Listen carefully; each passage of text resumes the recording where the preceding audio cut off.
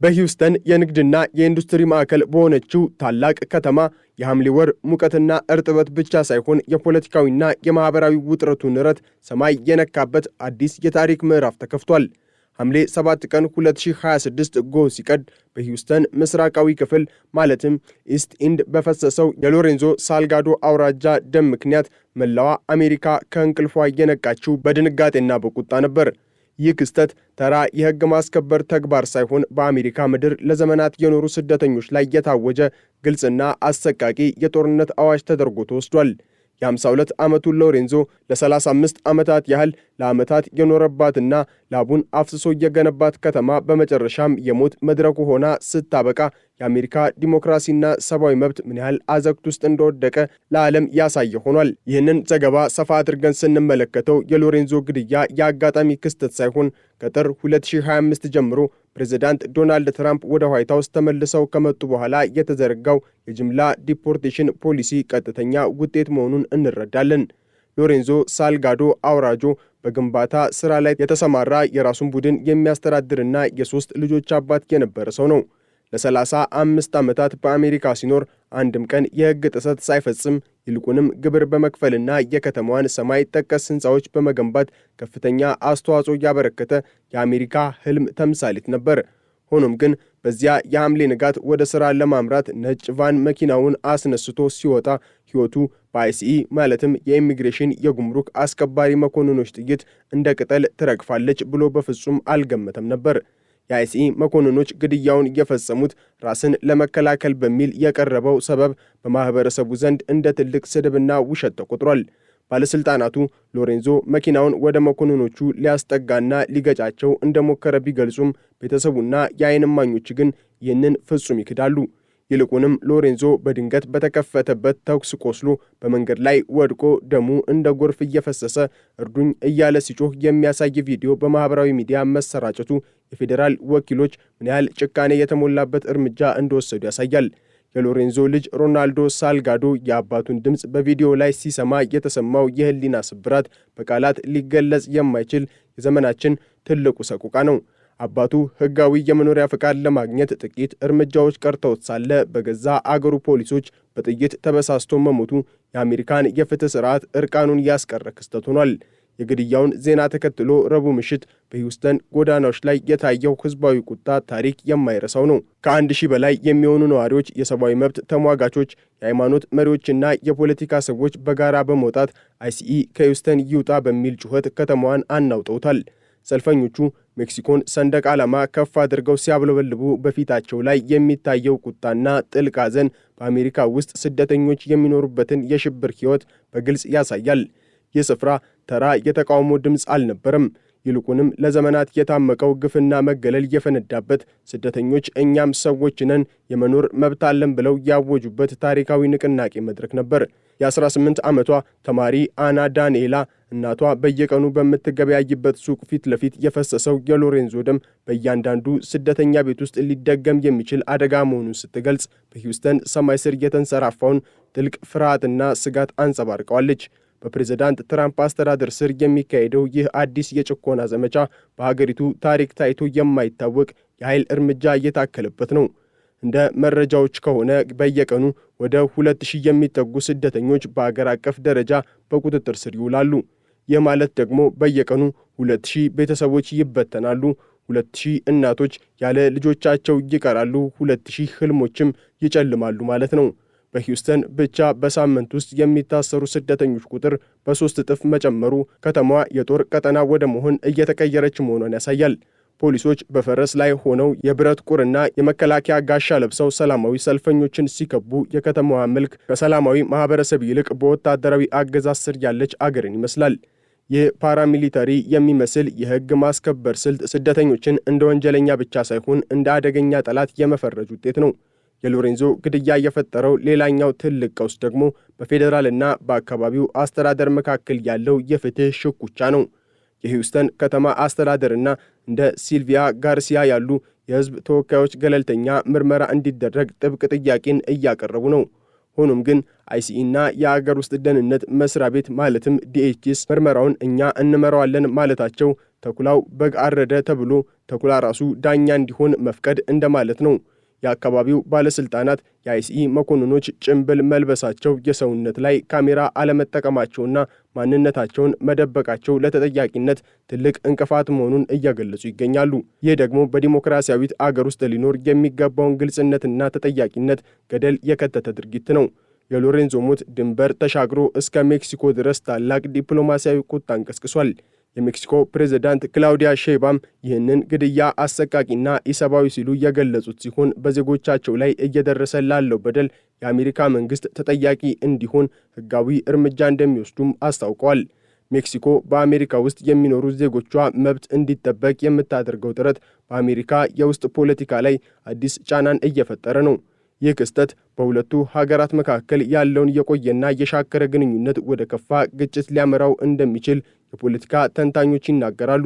ሎሬንዞ የሜክሲኮ ዜጋ ቢሆንም ልቡና ሕይወቱ ግን አሜሪካዊ ነበር። ሆኖም አሜሪካ ለእርሱ የሰጠችው ምላሽ ግን ጥይትና ሞት ብቻ ሆኗል። በሂውስተን ምስራቃዊ ክፍል የተካሄደው የሻማ ማብራት ስነ ስርዓት በጨለማ ውስጥ የሚበሩ ጥቂት ብርሃኖችን ብቻ ሳይሆኑ ለፍትህ የጮኹ ሺህ አንደበቶች ነበሩ። በመቶዎች የሚቆጠሩ ሰዎች በለቅሶና በጸሎት ሎሬንዞን ሲዘክሩ፣ በውስጣቸው ያለው ቁጣ ግን በቀላሉ የሚበርድ አይደለም። ይህ ግድያ በአሜሪካ ውስጥ ለሚኖሩ በሚሊዮኖች የሚቆጠሩ ስደተኞች የህልውና አደጋ መሆኑን አረጋግጧል።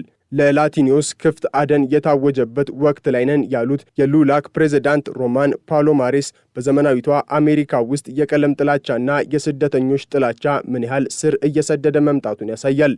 አንድ ሰው ለ35 ዓመታት ለአገር ሰርቶ የከተማዋን መሠረተ ልማት ገንብቶ በመጨረሻም ግን እንደ አደገኛ ወንጀለኛ በመንገድ ላይ ተጥሎ የሚሞትባት አገር ለዓለም ልታስተምር የምትችለው የዲሞክራሲ እሴት አይኖራትም። የሂውስተን ከተማና መላውን የአሜሪካ ስደተኛ ማህበረሰብ ያናወጠው ይህ የሎሬንዞ ሳልጋዶ አራውጆ ግድያ በታሪክ ሰሌዳ ላይ የሚቀመጠው እንደ አንድ ተራ አጋጣሚ ሳይሆን የሰብአዊ መብት ተሟጋቾች የዘመናችን የጭካኔ ጥግ ብለው የሚጠሩት አይነት ክስተት ነው።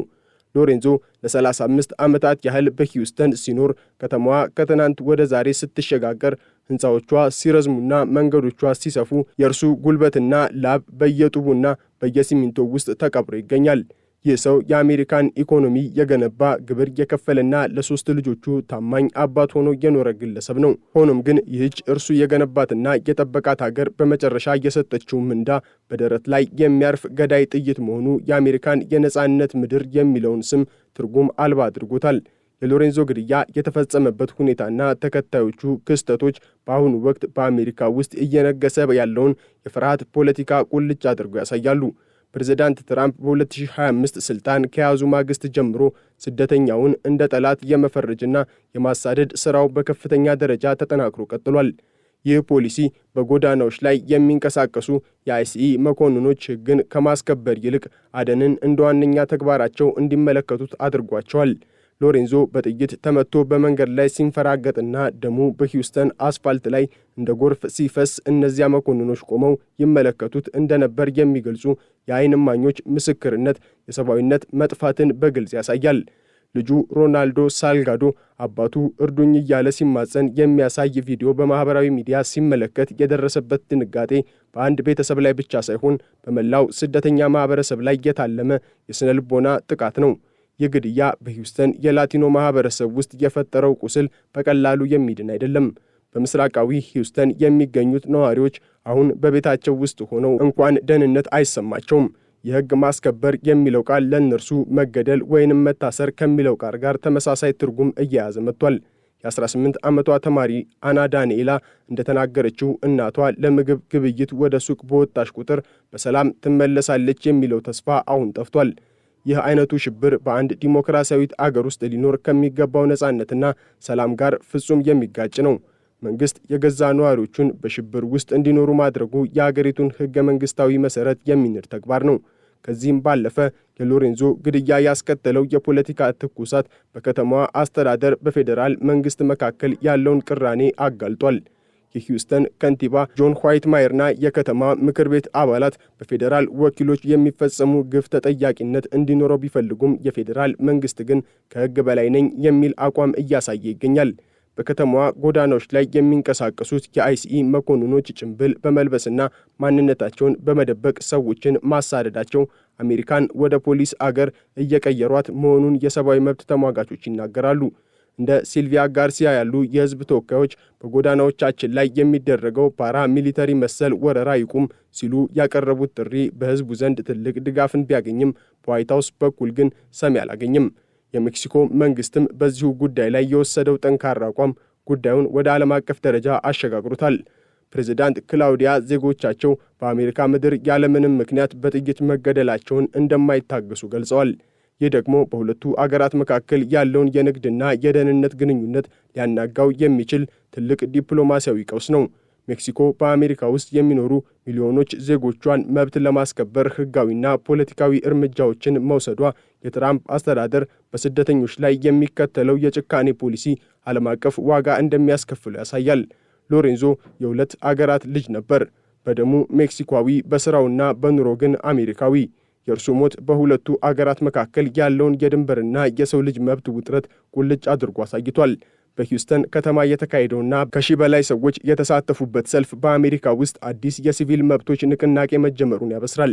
አይሲኢ ከሂውስተን ይውጣ የሚለው መፈክር ተራ ጩኸት ሳይሆን ስደተኞች በአገሪቱ ኢኮኖሚና ማህበራዊ ህይወት ውስጥ ያላቸውን ድርሻና መከበር ያለበትን ሰብአዊነታቸውን የሚያሳይ ነው። ሰልፈኞቹ በፈረስ ላይ ሆነው ሰልፉን ከሚከቡት የታጠቁ ፖሊሶች ፊት ለፊት ቆመው ድምፃቸውን ሲያሰሙ የአሜሪካ እውነተኛ የነጻነት መንፈስ በባለስልጣናቱ ሳይሆን በእነዚህ የተጨቆኑ በተባሉ ስደተኞች ዘንድ እንደሚገኝ ያስመሰክራል። ሎሬንዞ በህይወት በነበረበት ወቅት ዝምተኛና ታታሪ ሰራተኛ ነበር። በሞቱ ግን በሚሊዮኖች የሚቆጠሩ ሰዎች ድምፅ የሚያስተጋባ ታላቅ ተምሳሌት ሆኗል። በዚህ ሰፊ ዘገባ ውስጥ መዘንጋት የሌለበት ሌላው ነጥብ በስደተኞች ላይ የሚደረገው ግድያ የሚያስከትለው የኢኮኖሚ ኪሳራ ነው። እንደ ሎሬንዞ ያሉ ግንባታ ሰራተኞች ከሌሉ እንደ ሂውስተን ያሉ ታላላቅ ከተሞች ሊገነቡና ሊያድጉ አይችሉም። መንግስት በእነዚህ ሰዎች ላይ ጥይት ሲያርከፈከፍ በእውነቱ ከሆነ በገዛ አገሩ ኢኮኖሚ ላይ ጥይት እየተኮሰ ነው። የሰው ኃይልን በማሳደድና በመግደል አገርን ታላቅ ማድረግ አይቻልም። ይልቁንም ይህ አይነቱ ድርጊት አገርን ወደ ውድቀትና ወደ ውስጣዊ ብጥብጥ የሚመራ ነው።